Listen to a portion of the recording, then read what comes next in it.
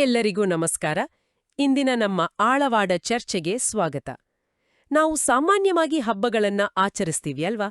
ಅದರ ಹಿಂದಿನ ಕಥೆಗಳನ್ನು ಕೇಳಿರ್ತೀವಿ.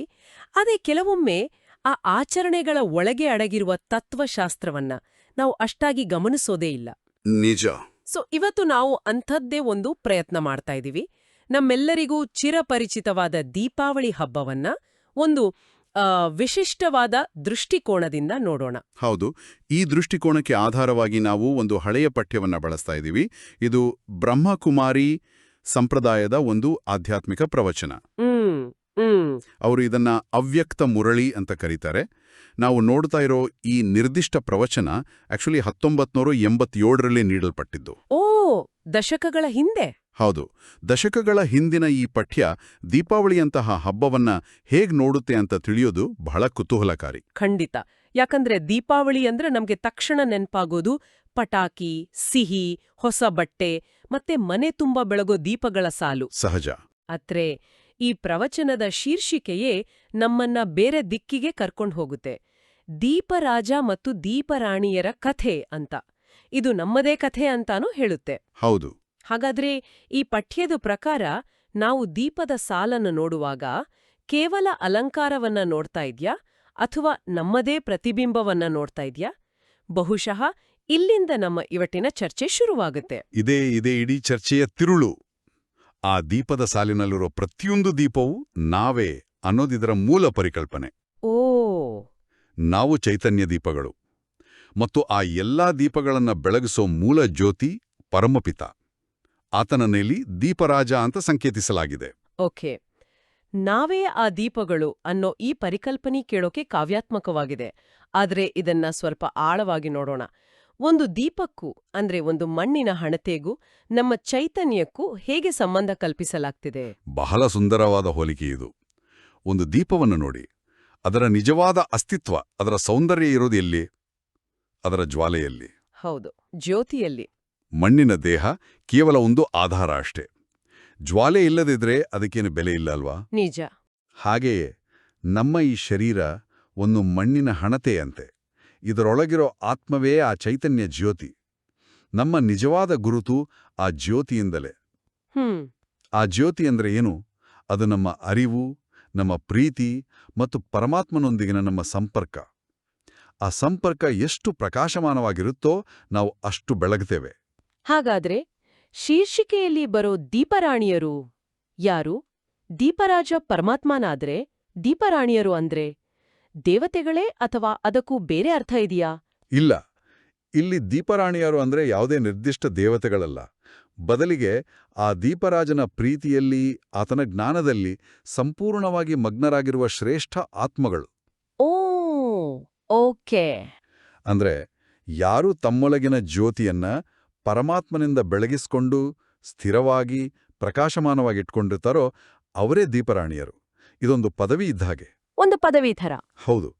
ಹೇಗೆ ಒಂದು ಮುಖ್ಯ ದೀಪದಿಂದ ಸಾಲಾಗಿರೋ ಬೇರೆ ದೀಪಗಳನ್ನು ಬೆಳಗಿಸ್ತೀವೋ ಹಾಗೆ ಆ ನಿರಾಕಾರ ಜ್ಯೋತಿಬಿಂದು ತಂದೆಯಿಂದ ನಾವೆಲ್ಲ ಆತ್ಮರೂಪಿ ದೀಪಗಳು ನಮ್ಮ ಜ್ಯೋತಿಯನ್ನ ಬೆಳಗಿಸ್ಕೊಳ್ತೀವಿ. ನನಗೆ ಈಗ ಒಂದು ಸಂಪರ್ಕ ಸಿಗ್ತಾ ಇದೆ. ಅದಕ್ಕಾಗಿಯೇ ಇರಬೇಕು ಇದನ್ನ ದೀಪಗಳ ದಿನ ಅಂತ ಹೇಳ್ದೆ. ದೀಪಾವಳಿ ಅಥವಾ ದೀಪಮಾಲೆಯ ದಿನ ಅಂತಾರೆ. ಹೌದು ಹೌದು. ಮಾಲೆ ಅಂದ್ರೆ ಏಕತೆ, ಸಂಘಟನೆ. ಒಂದು ದೀಪ ಒಂಟಿಯಾಗಿ ಬೆಳಗೋದಕ್ಕೂ ಒಂದು ಮಾಲೆಯಾಗಿ ಸಾಲಾಗಿ ಬೆಳಗೋದಕ್ಕೂ ಇರೋ ವ್ಯತ್ಯಾಸವೇ ಅದರ ಶಕ್ತಿ. ಖಂಡಿತ. ಅಂದ್ರೆ ಈ ಹಬ್ಬ ನಮ್ಮ ವೈಯಕ್ತಿಕ ಆಧ್ಯಾತ್ಮಿಕ ಸ್ಥಿತಿಯ ಜೊತೆಗೆ ನಮ್ಮ ಸಂಘಟಿತ ಶಕ್ತಿಯ ಸ್ಮಾರಕ ಕೂಡ ಹೌದು. ನಿಖರವಾಗಿ ನೀವು ಸರಿಯಾದ ಪದ ಬಳಸ್ತೀರಿ, ಸ್ಮಾರಕ. ಈ ಹಬ್ಬ ನಮ್ಮದೇ ಸ್ಮರಣೆಯ ದಿನ. ಆ ಮಾಲೆಯಲ್ಲಿರುವ ಪ್ರತಿಯೊಂದು ದೀಪವೂ ನಾನೇ. ನನ್ನ ಪಕ್ಕದಲ್ಲಿರೋ ದೀಪ ನನ್ನ ಸಹ ಆತ್ಮ. ವಾವ್. ಮತ್ತು ನಾವೆಲ್ಲರೂ ಒಂದೇ ಮೂಲ ಜ್ಯೋತಿಯಿಂದ ಬೆಳಗುತ್ತಿದ್ದೇವೆ ಅನ್ನೋ ಭಾವನೆ ಇದೆಯಲ್ಲ, ಅದು ಎಷ್ಟು ಶಕ್ತಿಶಾಲಿಯಾದದ್ದು. ಒಂದು ದೀಪ ಆರಿಹೋದರೂ ಆ ಮಾಲೆಯ ಸೌಂದರ್ಯಕ್ಕೆ ಕುಂದು. ಹೌದು, ಪ್ರತಿಯೊಬ್ರು ಮುಖ್ಯ. ಸರಿ, ಆತ್ಮ ಒಂದು ಜ್ಯೋತಿ, ದೀಪದ ಜ್ವಾಲೆಯೂ ಜ್ಯೋತಿ. ಈ ಒಂದು ನಿರಾಕಾರ ಮಟ್ಟದಲ್ಲಿ ಈ ಹೋಲಿಕೆ ಚೆನ್ನಾಗಿ ಅರ್ಥ ಆಗುತ್ತೆ. ಆದ್ರೆ ದೀಪಾವಳಿ ಕೇವಲ ನಿರಾಕಾರ ಆಚರಣೆ ಅಲ್ವಾ? ನಾವು ಮೂರ್ತಿಗಳನ್ನ ಪೂಜಿಸ್ತೀವಿ, ವಿಶೇಷವಾಗಿ ಲಕ್ಷ್ಮಿಯನ್ನ. ಖಂಡಿತ. ಈ ದೈಹಿಕ ಅಂದ್ರೆ ಸಾಕಾರ ರೂಪದ ಆಚರಣೆಗೂ ಈ ದೀಪದ ಜ್ಯೋತಿಗೂ ಏನಾದ್ರೂ ಸಂಬಂಧವನ್ನ ಈ ಪಠ್ಯ ಕಲ್ಪಿಸುತ್ತಾ? ಅತ್ಯಂತ ಆಳವಾದ ಸಂಬಂಧವನ್ನ ಕಲ್ಪಿಸುತ್ತೆ. ಇದೇ ಈ ಪ್ರವಚನದ ಒಂದು ಅತ್ಯಂತ ಕುತೂಹಲಕಾರಿ ಭಾಗ ಅನ್ಸುತ್ತೆ ನನಗೆ. ಈ ದೀಪಮಾಲೆಯು ನಮ್ಮ 2 ಸ್ವರೂಪಗಳ ಸ್ಮಾರಕವಾಗಿದೆ ಅಂತ ಹೇಳಲಾಗುತ್ತೆ. 2 ಸ್ವರೂಪಗಳಾ? ಹೌದು.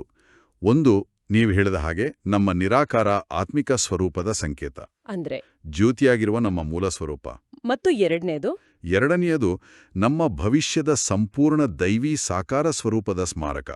ಅಂದ್ರೆ ನಾವು ಭವಿಷ್ಯದಲ್ಲಿ ಪಡೆಯುವ ಲಕ್ಷ್ಮೀನಾರಾಯಣ ಪದವಿಯ ಸ್ಮಾರಕ. ಓಹೋ. ಅದಕ್ಕಾಗಿಯೇ ದೀಪಾವಳಿಯ ಪ್ರಮುಖ ಆರಾಧನೆ ಲಕ್ಷ್ಮೀ ಪೂಜೆ. ಓಕೆ. ನಾವು ನಮ್ಮ ಭವಿಷ್ಯದ ದೈವೀ ಸ್ವರೂಪವನ್ನೇ ಪೂಜಿಸ್ತಾ ಇದ್ದೀವಿ. ಇದು ನಿಜಕ್ಕೂ ಒಂದು ಅದ್ಭುತವಾದ ತಿರುವು.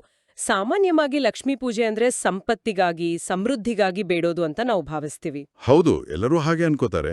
ಆದ್ರೆ ಈ ಪಠ್ಯದ ಪ್ರಕಾರ ನಾವು ಬೇಡುವವರಲ್ಲ, ಬದಲಿಗೆ ನಾವು ಭವಿಷ್ಯದಲ್ಲಿ ಆ ಪದವಿಯನ್ನ ಪಡೆಯುವರು ಅನ್ನೋದರ ಸ್ಮರಣೆಯದು. ಇದು ಇಡೀ ಆಚರಣೆಯ ಅರ್ಥವನ್ನೇ ಬದಲಾಯಿಸುತ್ತೆ. ಹೌದು.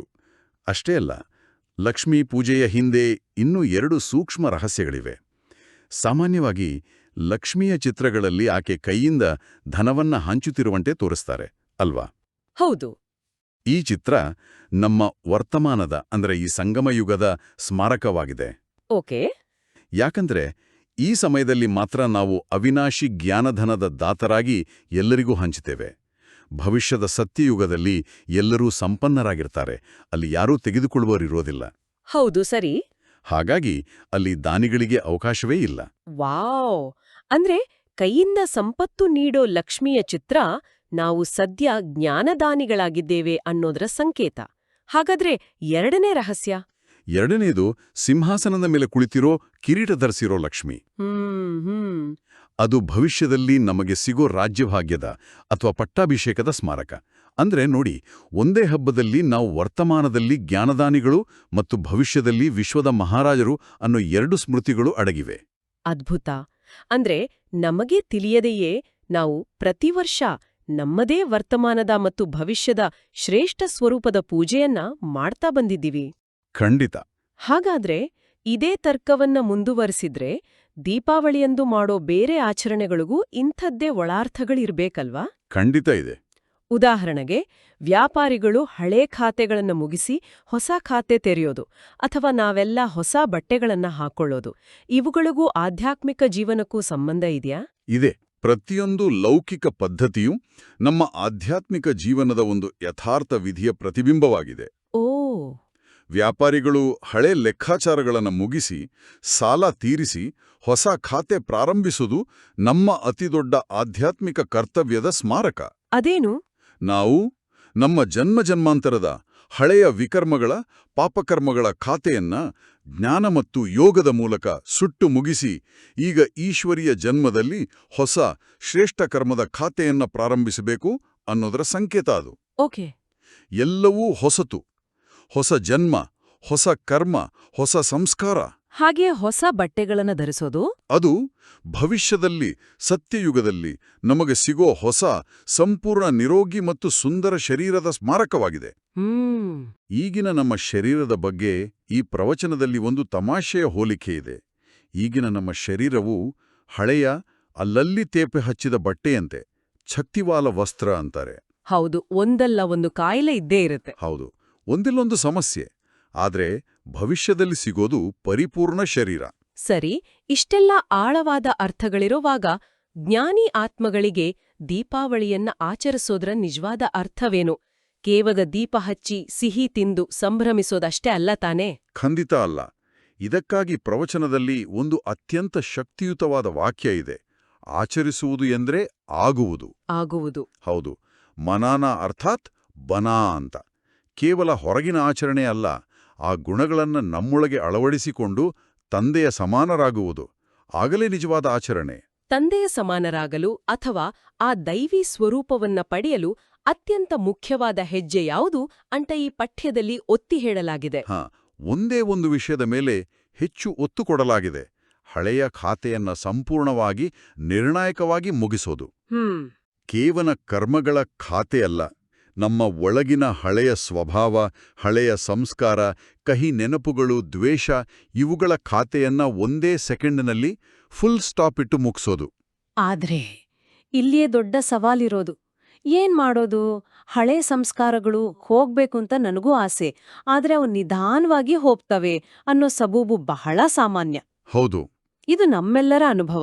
ಹೌದು ಮತ್ತು ಈ ಸಬೂಬಿನ ಬಗ್ಗೆಯೇ ಈ ಪ್ರವಚನದಲ್ಲಿ ಅತ್ಯಂತ ಕಠಿಣವಾದ ಆದರೆ ಕಣ್ಣು ತೆರೆಸುವಂಥ ಎಚ್ಚರಿಕೆ ನೀಡಲಾಗಿದೆ. ಹಳೆಯ ಸಂಸ್ಕಾರಗಳನ್ನ ಅಥವಾ ಕೆಟ್ಟ ಸ್ವಭಾವವನ್ನ ನಮ್ಮೊಳಗೆ ಇಟ್ಕೊಳ್ಳೋದು ರಾವಣನ ಖಾತೆಯನ್ನ ಜೋಪಾನವಾಗಿ ನಮ್ಮ ಬಳಿ ಇಟ್ಕೊಂಡ ಹಾಗೆ ಅಂತ ಹೇಳಲಾಗುತ್ತೆ. ರಾವಣನ ಖಾತೆ ಇದೊಂದು ಬಹಳ ಗಂಭೀರವಾದ ಹೋಲಿಕೆ. ಅಂದ್ರೆ ನಮ್ಮಲ್ಲಿರೋ ಒಂದು ಸಣ್ಣ ಕೆಟ್ಟ ಅಭ್ಯಾಸ, ಉದಾಹರಣೆಗೆ ಸುಲಭವಾಗಿ ಕೋಪಗೊಳ್ಳೋದು. ಅದು ನಮ್ಮ ಸ್ವಂತದಲ್ಲ, ಬದಲಿಗೆ ನಾವು ಮಾಯೆಯಿಂದ ಸಾಲ ಪಡೆದ ಆಸ್ತಿಯಂತೆ.